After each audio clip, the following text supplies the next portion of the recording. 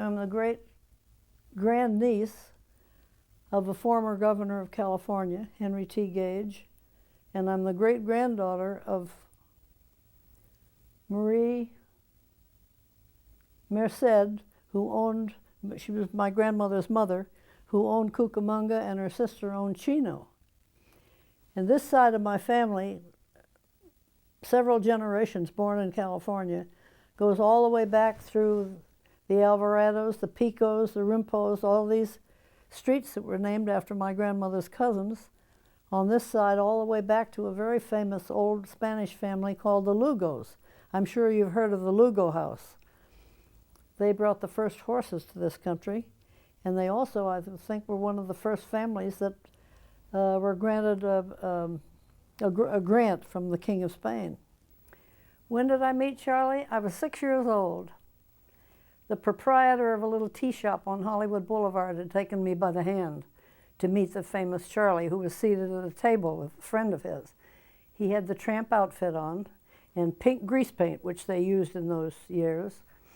And I was a little startled because my grandmother had taken me often to the Westlake Theater to see The Perils of Pauline and Ruth Roland series and the Chaplin early films.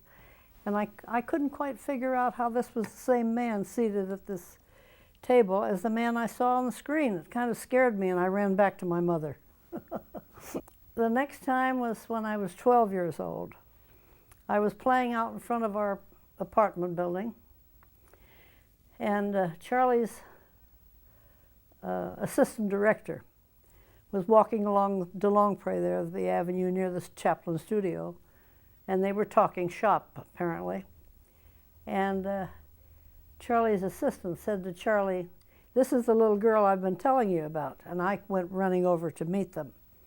And Charlie looked at me and he said, "Oh, yes, and she's very pretty. Now, would you like to be in a movie?" Well, I said I'd have to ask my mother.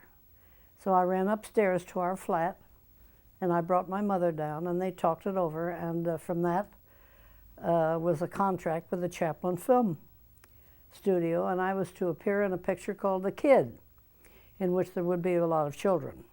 What Charlie did to make me look older in The Kid was he had the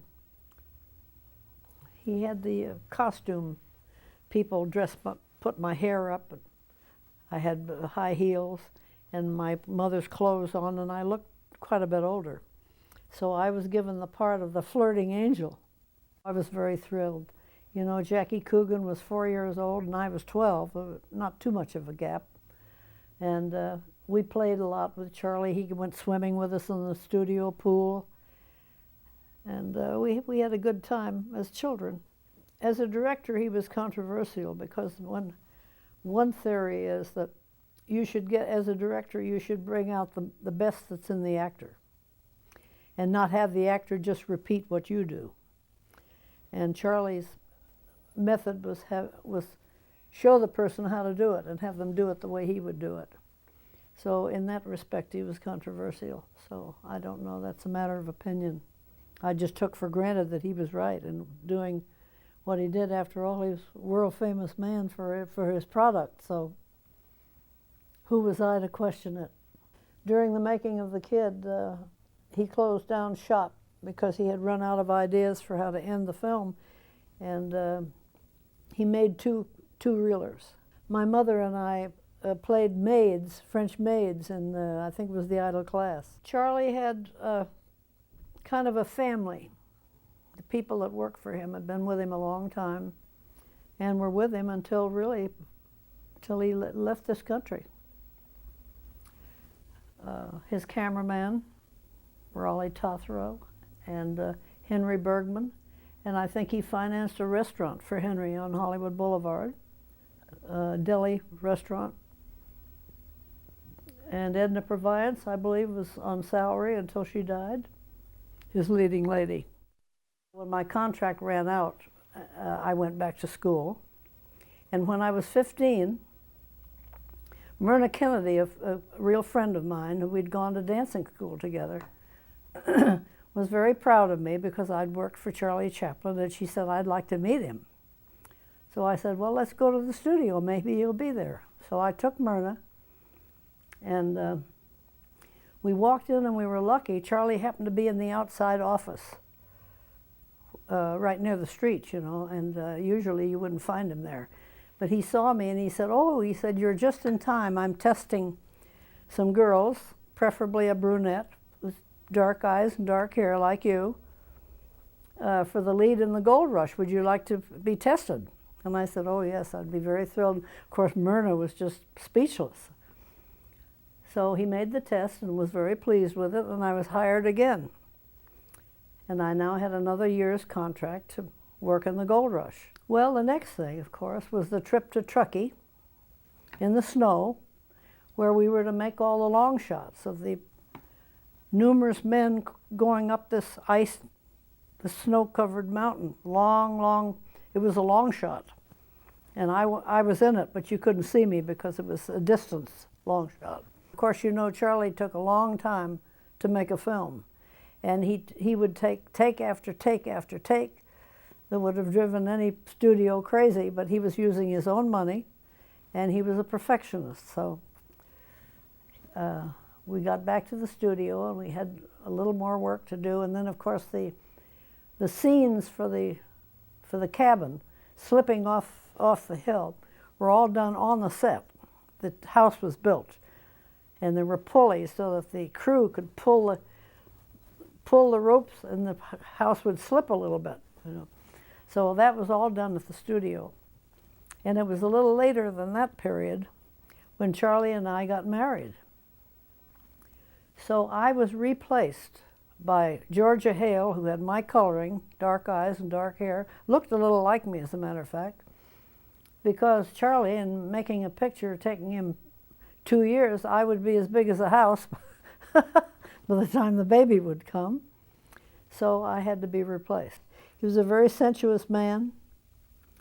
I don't know that I could get into any detail on that, really. That would be indelicate.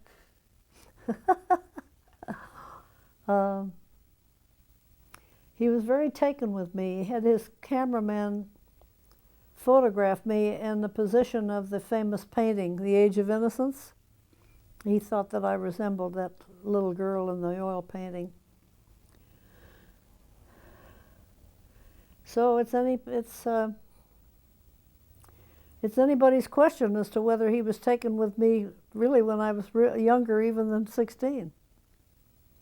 Because he was a genius, and geniuses do and think odd things as compared to other people, so we'll never know.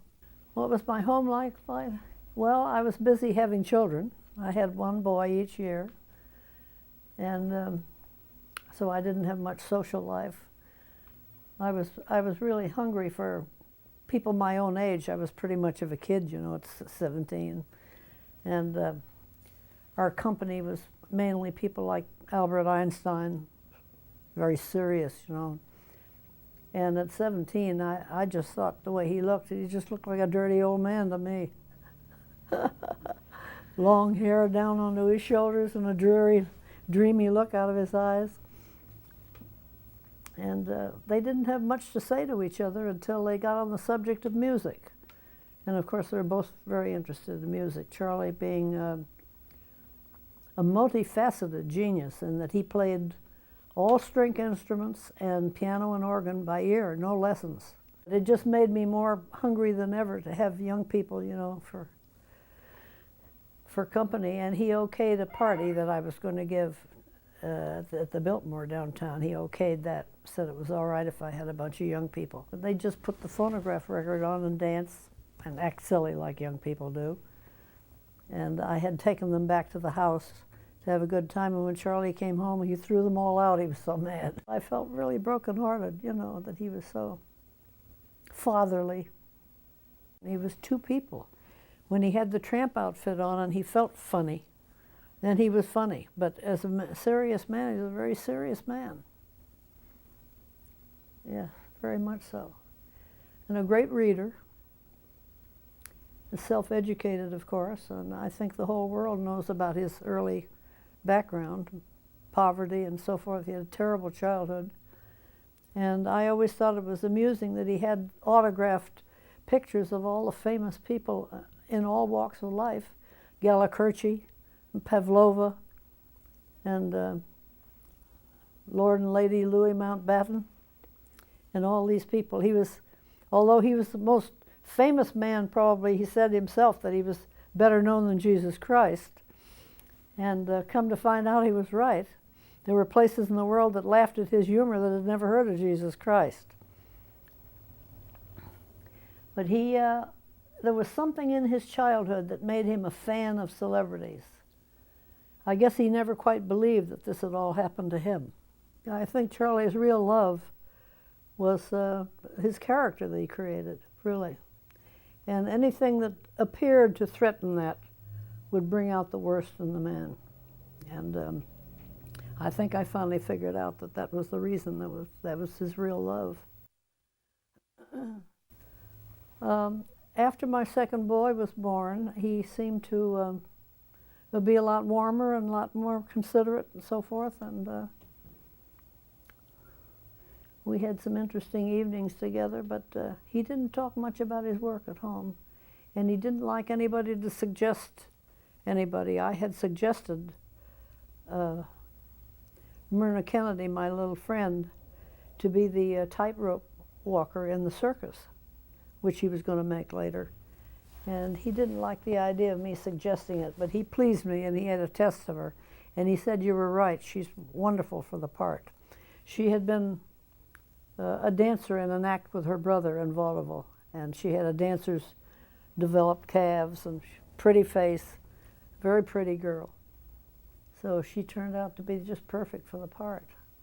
After my divorce from Charlie, which was in 1928, it was final, I went to work for Radio Keith Orpheum vaudeville circuit, and each year they picked up, excuse me, they picked up my option, and I ended up working 9 years playing all the key cities of this country.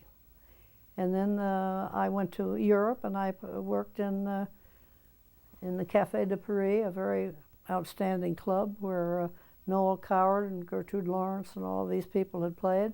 And I finished that tour with playing all the provinces, England's provinces, throughout Scotland and England. I decided in 1950, this was sometime later, to become an agent. And I was an agent for a couple of years, thinking that maybe my sons would pay the overhead while I got started. As it turned out, my son, Charlie Jr., he couldn't get a job because his father at that time was in disfavor in this country with the administration that we had in Washington. And Sidney didn't want any part of films because his father was so famous in it that he decided he wanted the stage. And he had a little group called Circle Theater in Hollywood here where they did, what do you call this type of theater? Where they rehearsed 2 weeks and the next... Repertory. Repertory, yeah.